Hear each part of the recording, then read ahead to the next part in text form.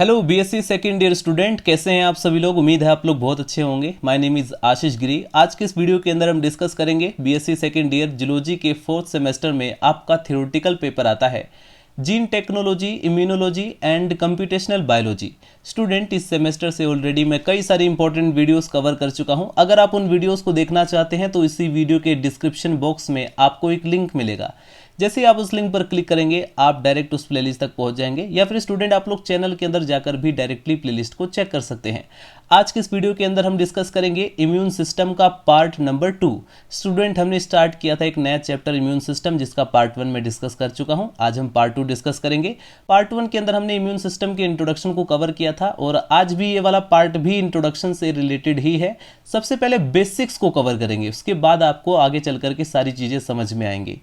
So students, heading डालीजिए innate और non specific immunity, या जिससे हम सेकेंड लाइन ऑफ डिफेंस भी बोलते हैं। फर्स्ट वीडियो के अंदर हमने जाना फर्स्ट लाइन ऑफ डिफेंस के बारे में। अब देखिए स्टूडेंट, जो हमारा फर्स्ट लाइन ऑफ डिफेंस होता है वो कंप्लीटली अभेद्य नहीं होता है, यानी कि वहां से भी कोई पैथोजन या एंटीजन हमारी बॉडी के अंदर एंटर कर सकता है। तो कुछ पैथोजन इस लेयर को पार करके शरीर के अंदर पहुंच जाते हैं और इनको नष्ट करने के लिए सुरक्षा का जो हमारा दूसरा लेयर है, जो सेकेंड लाइन ऑफ डिफेंस है, वो काम आता है।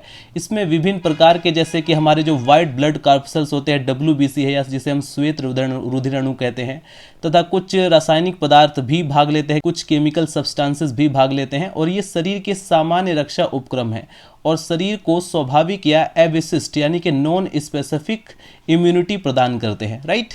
नंबर फर्स्ट पर हम डिस्कस करते हैं फेगोसाइटिक डिफेंस सिस्टम के बारे में।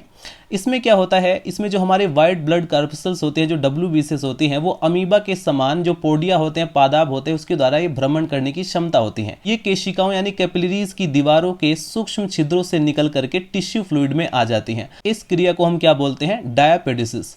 व्हाइट ब्लड कार्पसेल्स के जो मोनोसाइट्स तथा न्यूट्रोफिल्स जो होते हैं वो आक्रमणकारी यानी अटैकिंग वायरसों, टूटी फूटी कोशिकाओं के मलबे यानी सेल डिब्रीज और अन्य जो निरर्थक यानी कि जो बेकार निर्जीव कणों हैं उनको पादाब के द्वारा खा लेते हैं। इस क्रिया को हम बोलते हैं भक्षण या फेगोसाइटोसिस भी कहते हैं। तथा इन कोशिकाओं को हम क्या बोलेंगे, फेगोसाइट्स यानी भक्षी कोशिकाएं। इनकी जो खोज है स्टूडेंट, जो डिस्कवरी है, वो मेचनिकोव ने 1892 में की थी। राइट।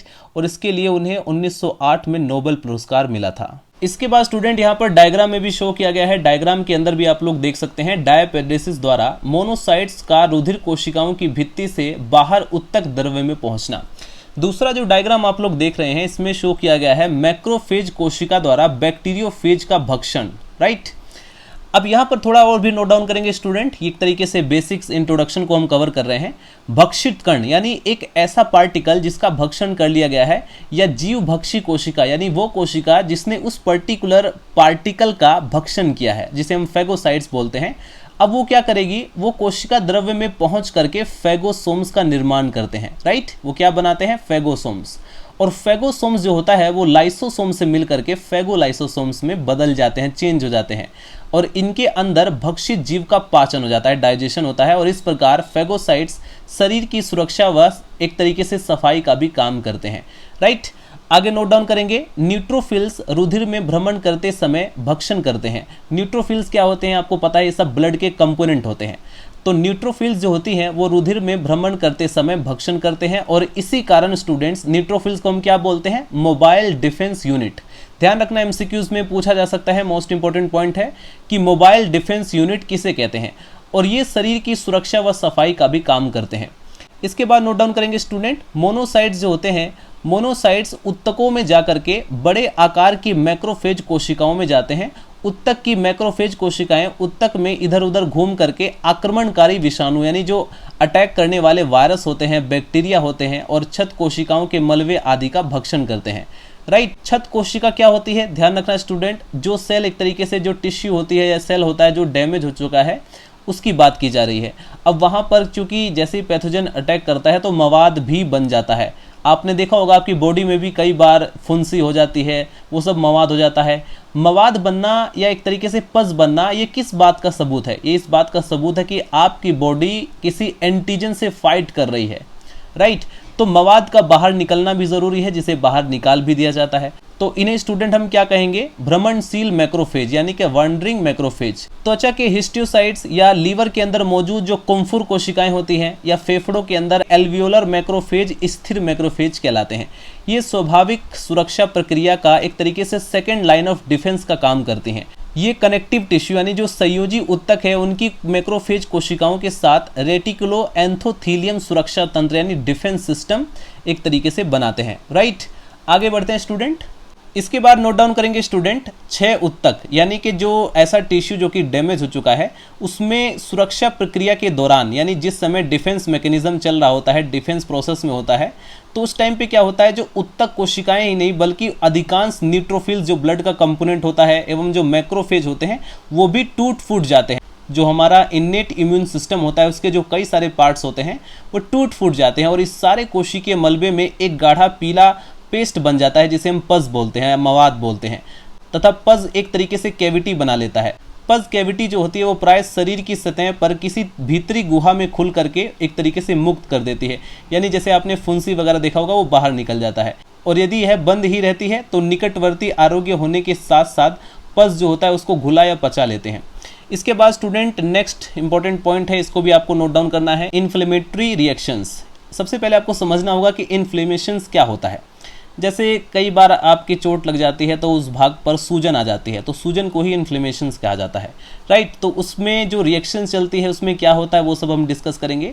चोट लगने या कटने पर स्टूडेंट अथवा ताप में यानी टेम्परेचर में उत्तक के क्षतिग्रस्त होने पर वायरस को शरीर में प्रवेश करने का एक मार्ग मिल जाता है। लेकिन जहाँ पर जैसे आपकी बॉडी कहीं से कट फिट गई, चोट लग गया, तो वहाँ से वायरस बैक्टीरिया यानी जो एंटीजन जो है वो एंटर कर सकता है। तो उस समय स्टूडेंट जो क्षतिग्रस्त उत्तक होता है यानी जहां पर आपको चोट लग गई है, ब्लड निकल रहा है, वहां पर स्वाभाविक प्रतिरक्षा के अंतर्गत कई क्रियाओं की श्रृंखला आरंभ हो जाती है, एक चेन बन जाती है। सबसे पहले जो हमारा डैमेज टिश्यू होता है जहां से ब्लड निकल रहा है वहां से एक तरीके से मास्ट सेल्स, ब्लड प्लेटलेट्स तथा बेसोफिल्स से जो वेजोडाइलेटर जो सब्सटेंस होते हैं, जैसे फॉर एग्जांपल हिस्टामिन होता है या सीरोटोनिन होता है या ल्यूकोट्राइन्स होते हैं या प्रोस्टाग्लैंडिस होता है या ब्रेंडिकाइनिन होता है, इन सभी सब्सटेंस का सिक्रेशन स्टार्ट हो जाता है। नंबर सेकंड स्टूडेंट, इन सब्सटेंस से जो 6 उत्तक है यानी कि जहां पर चोट लगी है वहां पर उपस्थित जो हमारी ब्लड कैपिलरीज होती हैं, जो रुधिर केशिकाएं, वो फैल जाती हैं और उनकी दीवार की पारगम्यता यानी जो परमेबिलिटी है वो बढ़ जाती है। यहाँ पर डायग्राम में भी शो किया गया है स्टूडेंट किस प्रकार से अगर कोई बैक्टीरिया एंटर करता है तो उसको कैसे यहाँ पर ब्लड के जो कंपोनेंट्स होते हैं या जो हमारा डिफेंस, जो फर्स्ट लाइन ऑफ डिफेंस है या सेकंड लाइन ऑफ डिफेंस है, वो कैसे अटैक करता है। राइट, जैसे यहाँ पर आप लोग डायग्राम देख सकते हैं, जो मोनोसाइट्स होती है वो कैसे बाहर निकलती है, फिर उसके बाद वो मोनोसाइट जो होती है वो मैक्रोफेज के अंदर कन्वर्ट हो जाती है, फिर उसके बाद ये जो मैक्रोफेज होता है ये फैगोसाइटोसिस के द्वारा बैक्टीरिया का भक्षण करता है। यहाँ पर आप लोग देखेंगे न्यूट्रोफिल जो होता है वो भी एक तरीके से फैगोसाइटिंग एक्टिविटी करता है। तो यहाँ पर सिंपली शो किया गया है कि जब भी कोई बैक्टीरिया, वायरस या एंटीजन हमारी बॉडी के अंदर एंटर करता है तो कैसे हमारा जो फर्स्ट लाइन ऑफ डिफेंस या सेकेंड लाइन ऑफ डिफेंस है वो वर्क करते हैं। इसके बाद स्टूडेंट नंबर 3 पर क्या होता है वो सब मैं आपको बताने से पहले मैं आपको एक इंपॉर्टेंट पॉइंट बता देता हूं।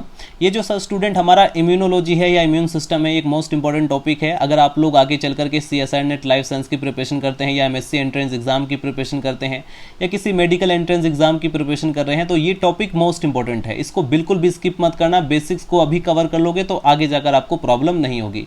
राइट, तो नंबर 3 पर इसके बाद क्या होता है स्टूडेंट, इसमें जो 6 उत्तक है यानी कि वो सेल्स जो डैमेज हो चुकी है जहाँ से ब्लड आ रहा है उसको रुधिर की सप्लाई बढ़ जाती है और रुधिर का प्लाज्मा उसमें घुले करके एक तरीके से फाइब्रिनोजन प्रोटीन रिस्क करके उत्तक द्रव्य में आने लगते हैं। नंबर 4 पॉइंट स्टूडेंट, उत्तक द्रव्य के इकट्ठा होने से एक तरीके से छत पर यानी जहाँ पर चोट लगी है वहाँ पर सूजन होकर के एक तरीके से लाल व गर्म हो जाता है, उस स्थान पर जलन या पीड़ा होने लगती है। चोट वाले स्थान पर स्टूडेंट उसके आसपास एक तरीके से इन्फ्लेमेशन यानी सूजन आने की अवस्था को हम स्टूडेंट ओडेमा कहते हैं और यह लोकल अर्थात केवल चोट के आसपास भी हो सकती है या फिर पूरे बॉडी पर यानी कि सारे शरीर पर भी हो सकता है। ओडेमा वाले स्थान पर उस लोकेशन पर स्टूडेंट जो हमारी ब्लड सेल्स होती हैं निम्नलिखित प्रकार से शरीर की सुरक्षा करती हैं। नंबर 1, जहाँ पर चोट लगी है या 6 उत्तक है वहाँ पर मैक्रोफेज कोशिकाएं जो आक्रमणकारी विषाणु होते हैं यानी ऐसे वायरस जो कि अटैक करते हैं, ऐसे बैक्टीरिया हैं और छत कोशिकाओं के मलबे आदि का भक्षण करने लगती हैं। अतः जो मैक्रोफेज स्टूडेंट होती हैं ये फर्स्ट लाइन ऑफ डिफेंस का काम करती हैं। इसके बाद नंबर 2 पर आता है स्टूडेंट, 6 उत्तक से निकले कुछ पदार्थ रुधिर में पहुंच करके न्यूट्रोफिल्स को उत्तेजित करते हैं।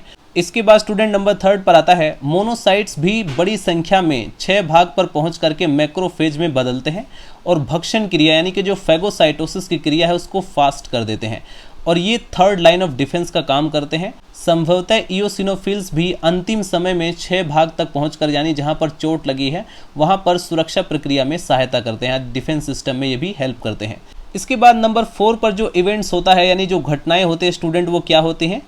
जो पैथोजन द्वारा उत्पन्न टॉक्सिन। अब चूंकि आपको पता है जैसे ही कोई एंटीजन या पैथोजन यानी कोई बैक्टीरिया वायरस हमारी बॉडी के अंदर एंटर कर रहा है तो वो टॉक्सिन, कोई जहर भी, कोई टॉक्सिक मटेरियल भी रिलीज करेगा, तो उसको नष्ट करने व शरीर के तापमान को बढ़ाने के लिए WBCS पायरोजेंस का स्त्राव करते हैं, राइट।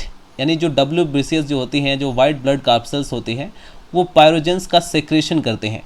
ये रुधिर द्वारा हाइपोथैलेमस में पहुंचते हैं और शरीर के टेम्परेचर को बढ़ाते हैं। पायरोजन द्वारा स्टूडेंट शरीर का ताप यानी बॉडी का जो टेम्परेचर है वो बढ़ाने से बुखार हो जाता है। हल्का बुखार फेगोसाइट्स की सक्रिया को बढ़ाता है और रोगाणुओं की वृद्धि को रोकता है। इसीलिए स्टूडेंट हमारी बॉडी का टेम्परेचर बढ़ जाता है। जब हमें फीवर होता है, जब बुखार होता है, तो आप लोग टच करेंगे कि काफ़ी ज़्यादा टेम्परेचर बढ़ चुका है। वो इस बात का संकेत है कि अंदर बहुत ही भयंकर वाली लड़ाई हो रही है। एंटीजन के बीच और हमारे इम्यून सिस्टम के बीच एक बढ़िया वाली लड़ाई हो रही है, वो इस बात को इंडिकेट कर रहा है। इसके बाद स्टूडेंट चोट वाले स्थान पर छत उत्तक में यानी जहाँ पर डैमेज हो जाए है उस टिश्यू में आक्रमणकारी जीवों से लड़ते हुए अनेक न्यूट्रोफिल्स, मैक्रोफाज भी टूट या नष्ट हो जाते हैं। ठीक है, जब वो जाएंगे तो वहाँ पर कुछ फाइट करते हुए डैमेज हो जाएंगे, मर जाएंगे। तो इन सभी क्षतिग्रस्त कोशिकाओं को कोशिकीय मलबा कहते हैं, राइट। एक तरीके से वो पस बना लेते हैं। ये गाढ़े व पीले मवाद के रूप में इकट्ठा हो जाते हैं जिसका शरीर से निकलना अति आवश्यक होता है।